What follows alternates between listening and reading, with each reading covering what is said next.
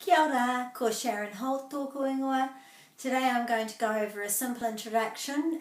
One of our supporters has requested an idea of a simple introduction in Te Reo.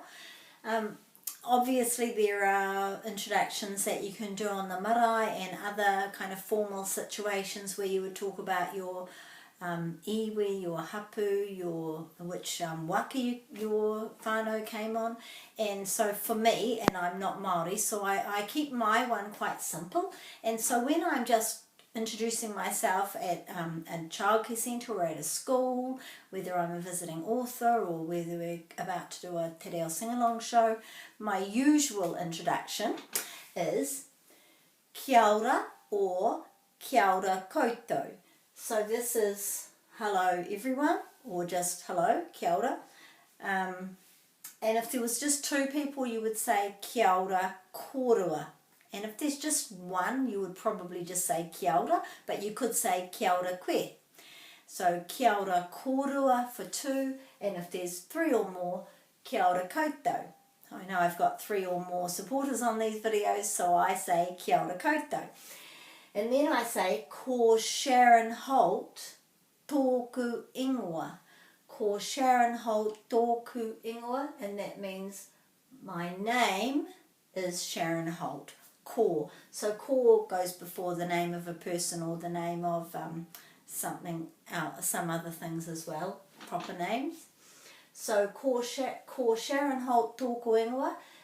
You could also say ko Sharon Holt aho or ko Sharon Holt o, and that means I am. So if you were standing up and speaking in English, you might say, hello everyone, my name's Sharon Holt, or you might say, hello everyone, I'm Sharon Holt. So that's that. And then if I want to say a little bit more, I usually say no tāmaki makaurau aho, which means I'm from Auckland.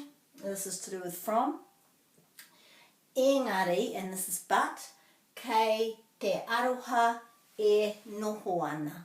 So this means but, kei te aroha, in Te Aroha is where I stay.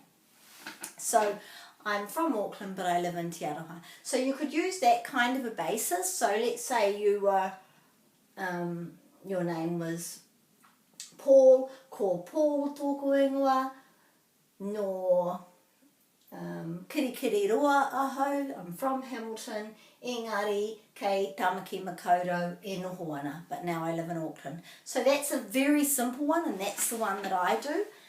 Most Māori language books and courses and everything online will tell you about longer ones, but for example in our book Ko Rero Mai, we have a song there about doing your greeting, your introductory greeting, and so this one is ko, what is your mountain? So ko something te maunga, my mountain is, ko something te awa, my river is, ko something te iwi, my iwi is, ko somebody, my dad is, ko tōku mama, my mum is, nor where we're from, nor like we've got it there, and then the name at the end. And it's quite common to have either the name at the beginning and the end, or just at the end.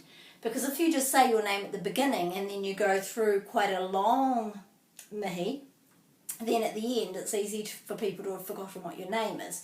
So, but there are very many versions. It depends on where you're from, and if you're Māori, obviously it depends on lots of things of how much you will give, how much information you give, and what the situation is.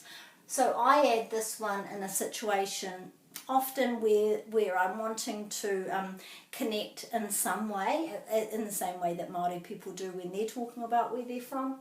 And I just do that kind of mini greeting because it seems appropriate for me.